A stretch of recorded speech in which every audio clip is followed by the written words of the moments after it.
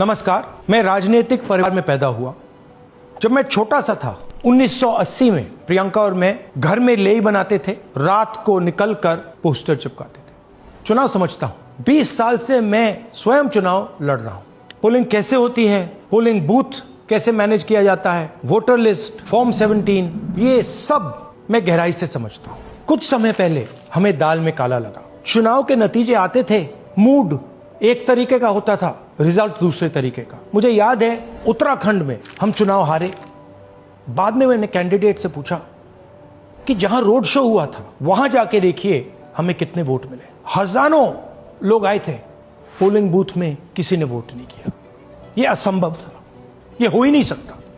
उसके बाद छत्तीसगढ़ और मध्य प्रदेश के रिजल्ट, हमें लगा कुछ ना कुछ गलत हो रहा है। 2018 में मध्य प्रदेश में चुनाव होता है, हम जीतते हैं, हमारी सरकार चोरी हुई थी। 2023 में चुनाव होता है, मैंने अपने आंखों से भारत जोड़ो यात्रा में देखा भयंकर एंटी इनकम्बेंसी, और हमें 65 सीट मिलते हैं। इम्पॉसिबल, हो ही नहीं सकता। और फिर महाराष्ट्र में पहली बार हमें सबूत मिला। विधानसभा और लोकसभा के बीच में जादू से नए वोटर आते हैं, और जहां भी इन नए वोटर्स ने वोट किया वहां वोट बीजेपी को गया। महाराष्ट्र चुनाव के बाद जब हमें डाउट हुआ, हमारे गठबंधन के सारे नेताओं ने प्रेस कॉन्फ्रेंस किए और हमने इलेक्शन कमीशन से कहा कि आप हमें वोटर लिस्ट दीजिए, वीडियो रिकॉर्डिंग दीजिए। इलेक्शन कमीशन ने मना किया। ना उन्होंने हमें वोटर लिस्ट दी और ना उन्होंने वीडियो रिकॉर्डिंग दी। डाउट हुआ, क्यों नहीं दे रहे, क्या कारण है? तो हमारे दिमाग में सवाल उठा, क्या इलेक्शन कमीशन बीजेपी की मदद कर रहा है?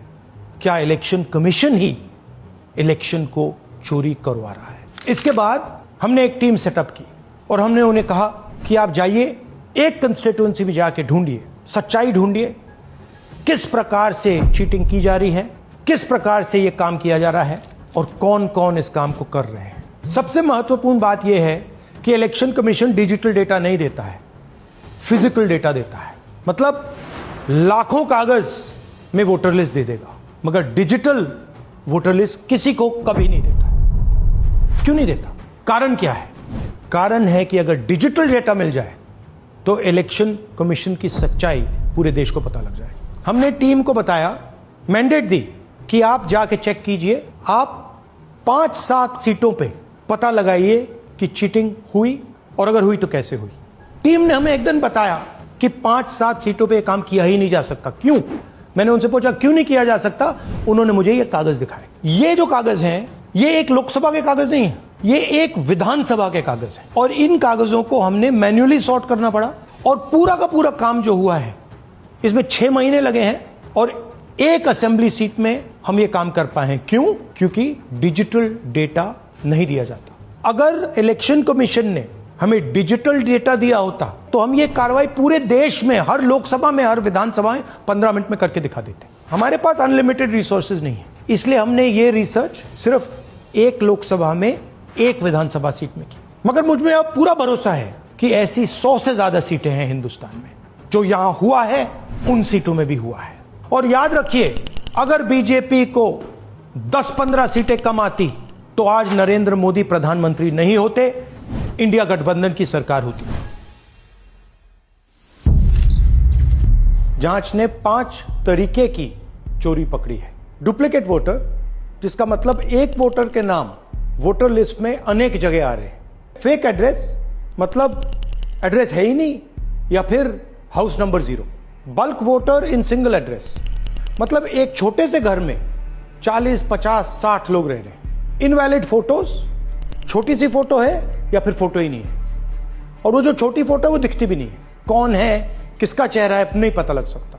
Misuse of form 6। Form 6 first time voters के लिए होती है, मतलब जिनकी एज 18-20 साल की हो, मगर वोटर लिस्ट में 90 साल के लोग फॉर्म 6 का प्रयोग कर रहे हैं। चुनाव में 6,50,000 वोटर थे, उसमें से 1 लाख चोरी के थे। अब मैं आपको 5 उदाहरण देता हूं। यह देखिए गुरकीरत सिंह डांग, इसका नाम 4 अलग अलग बूथों पे आता है। यह कैसे हुआ और क्यों हुआ? एक और उदाहरण, विशाल सिंह, वाराणसी में वोटर लिस्ट में नाम है और बेंगलोर में 2 बार वोटर लिस्ट में नाम आता है। क्या ये वाराणसी में वोट कर रहे हैं या बेंगलोर में वोट कर रहे हैं या दोनों जगह वोट कर रहे हैं। एक और उदाहरण देखिए, हाउस नंबर 0। तो आपने कभी सुना है हाउस नंबर 0? हमने तो नहीं सुना था, मगर बेंगलोर में हजारों हाउस नंबर 0 हैं वोटर लिस्ट पे। हाउस नंबर 35 की कहानी सुनिए। छोटा सा घर है, ज्यादा से ज्यादा 4 लोग रह सकते हैं, मगर इस 35 में 80 लोग वोटर लिस्ट में रजिस्टर्ड है। ये ईआरओ ने कैसे अप्रूव किया, क्यों अप्रूव किया, पता लगाना है। अच्छा, अब ये देखिए वोटर लिस्ट, इनकी फोटो देखिए, या फोटो है ही नहीं या फिर छोटी छोटी फोटो है जो दिख नहीं सकती। इन वोटर आईडीज पे वोट दिया गया है। अब मैं आपको बताता हूं शकुन रानी की कहानी। फर्स्ट टाइम वोटर बनी है, 70 साल की आयु है। एक बार फॉर्म 6 का प्रयोग किया और उसके कुछ ही महीने बाद दूसरी बार फॉर्म 6 का प्रयोग होता है। 2 बार इनका नाम वोटर लिस्ट में आता है और फर्स्ट टाइम वोटर की लिस्ट में आता है। ये फर्स्ट टाइम वोटर हो ही नहीं सकती। तो क्या शकुन रानी जी ने वोट किया या किसी और ने शकुन रानी जी के लिए वोट किया? ये ही छुपाने के लिए सीसीटीवी का डेटा हमें नहीं दिया जा रहा है। और ये शकुन रानी जी अकेली नहीं है, ऐसे हजारों लोग हैं जिन्होंने फॉर्म 6 का प्रयोग करके 2-3 बार वोटर लिस्ट में नाम डाला है। हमने पहले इलेक्शन कमीशन से इलेक्ट्रॉनिक वोटर लिस्ट मांगी थी, सीसीटीवी फुटेज मांगी थी। उन्होंने अपना काम नहीं किया, हमें नहीं दिया। फिर हमने अपना इन्वेस्टिगेशन कराया, आरटीआई भरे और हमारे पास डेटा आया। भाई और बहनों, सच्चाई यह है कि हिंदुस्तान में इलेक्शन कमीशन और बीजेपी मिलकर इलेक्शन चोरी कर रहे हैं। यह पूरा का पूरा सबूत ब्लैक एंड व्हाइट में आज हमने आपको दिया है। इलेक्शन कमीशन जानता है कि हमने उनकी चोरी पकड़ ली है, इसीलिए एसआईआर आया है। यह एसआईआर जो है इंस्टीट्यूशनलाइज चोरी है।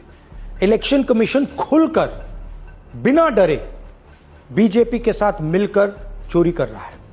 और ये जो एसआईआर है, इसका लक्ष्य गरीबों का जो हक है, उनका वोट जो है, उनसे चोरी करने का है। मैं आपको एक और बात बताना चाहता हूं। इस पूरी इन्वेस्टिगेशन में हमने वोटर एडिशन को देखा है, मगर जितना एडिशन होता है शायद उससे ज्यादा डिलीशन होता है, सबट्रैक्शन होता है। तो ये सिर्फ एक मेन तरीका हमने पकड़ा है, दूसरे तरीके पे हमने इन्वेस्टिगेशन की ही नहीं है अभी। मैं इलेक्शन कमीशन और इलेक्शन के ऑफिसर्स को साफ कह रहा हूं, आप जो कर रहे हो गलत कर रहे हो, ये ट्रीजन है, देश के खिलाफ है। ये मत भूलिए, टाइम आएगा हम आपको पकड़ेंगे, बचने वाले नहीं हो। It is critical that we expose voter चोरी।